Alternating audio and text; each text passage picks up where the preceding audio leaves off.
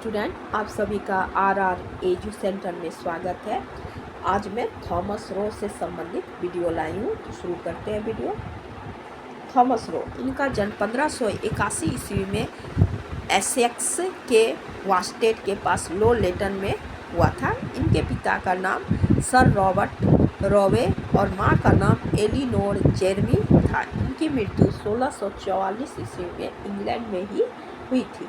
रो 12 वर्ष की आयु में मैट्रिक ऑक्सफोर्ड के मैगडलेन कॉलेज से किए थे। यह मिडिल टेम्पल में प्रवेश जब किए और उस समय इंग्लैंड की महारानी एलिजाबेथ प्रथम के एस्क्वायर बन गए।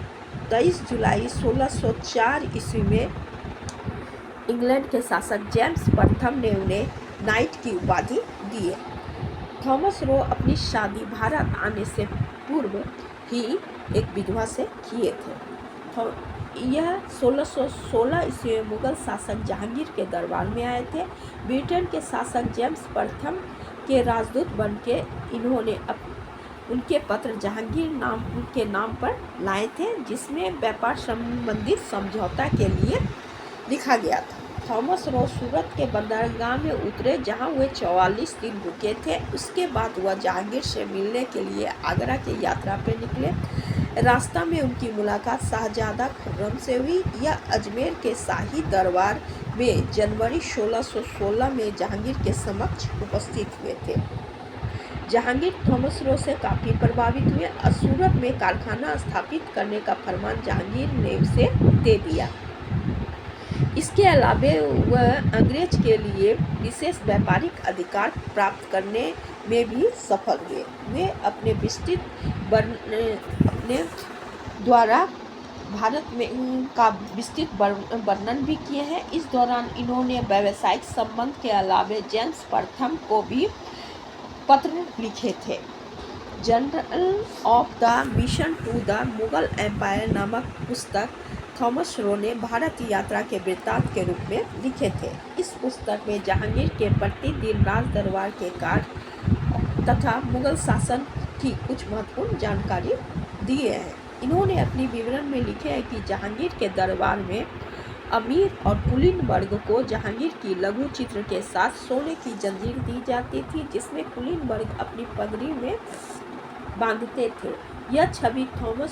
यह लघु चित्र थॉमस रो को भी जहांगीर की ओर से दी गई थी।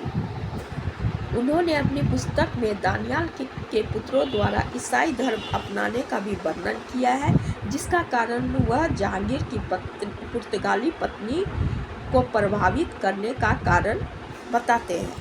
थॉमस रो ने जहांगीर द्वारा जयपुर में डोना नामक स्थान में एक गरीब भिक्षुक के मिलने का भी विवरण किया है। इसमें उन्होंने लिखा है कि जहांगीर उस गरीब भिक्षुक को अपनी बाहों में पकड़ लिए, जबकि कोई भी साफ व्यक्ति उसे छूना भी पसंद नहीं करता। जहांगीर ने उस भिक्षुक के हाथ को 3 बार अपने सीने पर रखे और पिता कहकर संबोधित भी किए। जहांगीर द्वारा सभी धर्म के प्रति सम्मान भावना को दर्शाता है। इन्होंने जहांगीर के झरोखे दर्शन का भी वर्णन किया है।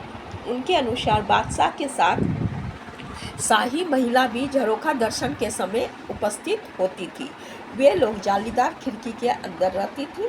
थॉमस रो जहांगीर के जन्मदिन के अवसर पर 2 बार उपस्थित रहे थे, एक बार आगरा और दूसरी बार मांडू में।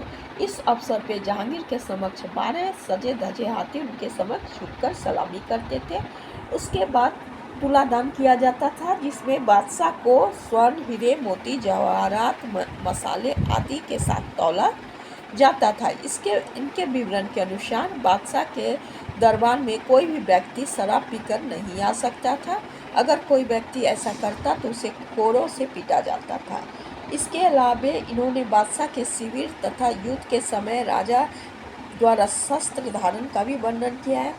थॉमस रो ने लिखे हैं कि खुसरो किस तरह अपने माता पिता का सम्मान करते थे। खुसरो जहांगीर के बड़े पुत्र और खुर्रम जो शाहजहां थे, वो उनके बारे में लिखते हैं कि वह नूरजहां के गुट के अनुसार कार्य करते थे और धीरे धीरे खुर्रम सभी चीज़ पे नियंत्रण पा रहे थे। इसके अलावा वह खुसरो के बारे में लिखते हैं कि बेचारा शहजादा शेर के पंजे में फंस गया था। थॉमस रो द्वारा भारत में उपस्थित और बादशाह के बीच उनके संपर्क का वर्णन हेक्लुयट सोसाइटी द्वारा भी प्रकाशित किया गया था। यहाँ वह थॉमस रो भारत में अगस्त 1618 तक रहे थे। उसके बाद फरवरी 1619 में वह इंग्लैंड लौटने की प्रस्थान किए थे। जहांगीर के दरबार में 1618 तक रहे थे। उसके बाद वो 1619 में इंग्लैंड लौटने के लिए प्रस्थान किए। थॉमस रो से संबंधित मेरा वीडियो यहीं तक था। Thank you.